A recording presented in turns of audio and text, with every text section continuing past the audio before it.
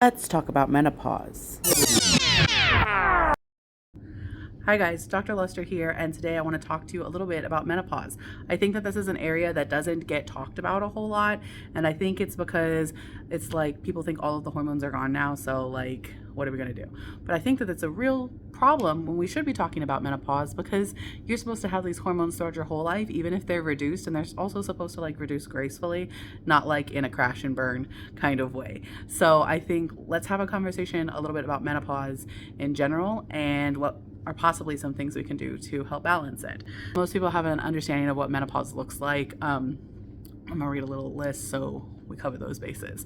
Again, you're gonna see night sweats, nausea, hot flashes. It usually starts with irregular periods, vaginal dryness, digestive issues, depression, mood swings, of course, some weight gain. You might see an increase in osteopenia or fragile bones, even osteoporosis, insomnia, and decreased sex drive. Those are things that we typically associate with menopause. Now, on the clinical side of menopause, we'll actually characterize it by a drop in progesterone, as well as you start seeing like a sugar imbalance and a increase in cholesterol as those hormones are trying to manage. Because again, all hormones relate to each other. So to help kind of counter this, what are some things that we can do at home to at least set ourselves in the right direction? At this point, hormone supplementation could be helpful because a lot of women are in menopause because they have had hysterectomies and stuff like that. At that point, we are talking about hormone supplementation to some extent, or at least trying to rebalance some of the hormones, because some of the things, like especially if you had one that took out your ovaries, then this is going to be difficult for you to manage your hormones without help. But for most women that have gone into menopause, it should be more naturally, although I can say that hysterectomies are exceedingly common. Some of the things that we can do at home to help balance this are going to start with sugar management, sugar balance. This is going to be important because, again, we've talked about, especially in our whole blood sugar series, about how some of this fuels your hormonal imbalance and it also fuels the cholesterol part of it, and vice versa. So really making sure that you are not eating a ton of sugar, that you are regulating how much sugar you are eating, when you're eating it, and that you're eating it appropriate to an actual cycle. Interestingly, another thing that you can do to help balance this is lifting weights. Now, a lot of women in menopause are having osteoporotic type symptoms, right? Or having very fragile bones, and lifting weights is difficult for them. And this is a big deal. We don't want you lifting weights if you're going to break something, obviously, not a good plan. And on top of that, they have found that the amount of weight that you actually have to lift is like equivalent to like your body weight. It's pretty significant. So being able to do that when you have osteoporosis type things is very difficult. So for this, one of the things that I really, really like, and it's a company that I've really been impressed by, is OsteoStrong. I'm not sure if they're everywhere, but we have some here. And what I really like about them, it's designed for people who have osteoporosis to be able to kind of lift that amount of weight, but at their own speed and without actually having the burden of lifting it. So what happens, you're actually pushing or pulling these bars that don't move, but it measures how much pressure you're putting in and how much effort, and it's actually telling you whether or not you're hitting that bone building capacity safely. So you can actually do it while sitting and you're just pushing or you're just pulling, just like that.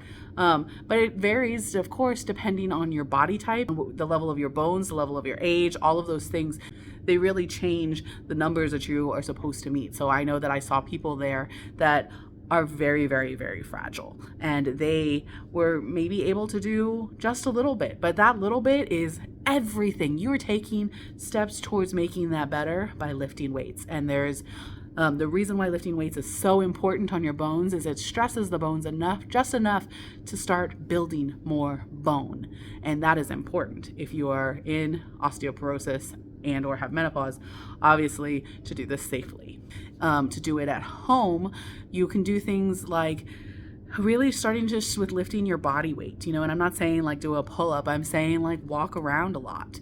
That's going to be one thing. How long can you walk, that kind of thing. That's a lot of strong building on your legs, because you have gravity plus your weight. I would also encourage things like, trying to hold something in both hands, but not super heavy, but like, can you hold your purse in both hands for 10 minutes? That kind of thing.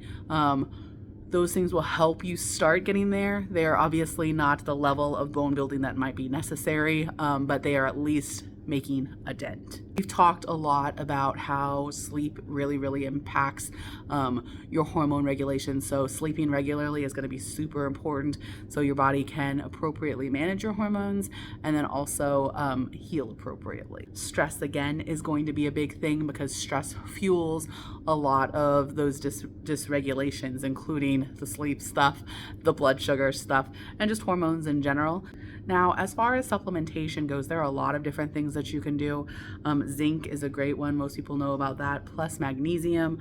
What I am going to encourage you to do is don't take vitamin D by itself. Don't take calcium by itself. You need to take them in combination because otherwise they end up competing for the same receptor, which is not helpful. So what I want you to do is take a vitamin D3/K2 supplement that also has magnesium and also has calcium in it. Now, there's a lot of argument about which type of calcium and which type of magnesium, and I have opinions on that for sure. But for the most part, if you can get those 4 in there, then I'm pretty happy with it because at least you're getting closer to supporting that, and one is not screaming louder than all of the other ones. Other supplements you can do to help are going to vary depending on how much is in each pill and stuff like that. So I can't give you a percentage. It would really depend on which product we use. But anyways, the ones that are helpful for menopause are going to be black cohosh, valerian root, red clover. Those are all really good for hot flashes. And then of course, the vitamin D and stuff that we talked about, and zinc. Those are all really pretty important. Sometimes we supplement berberine to help manage the blood sugar part of that, and that can help as well. And then, like I said, sometimes actual medicinal hormonal support is needed. And in that case, we just work around it and try and clean up whatever we can around it and support the system. I hope that helps. I think menopause is very underrated in its treatment and it should be paid more attention to. And lastly, I guess I want to say it is not okay that we are having women younger and younger having hysterectomies. This is a problem. Your body is designed to go into this gracefully.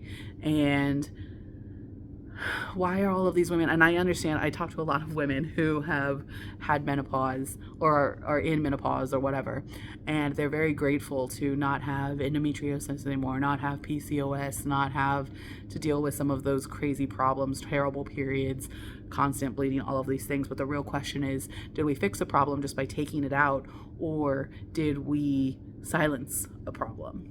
And I think that is a significant conversation because those women still have issues that look like the rest of their hormones.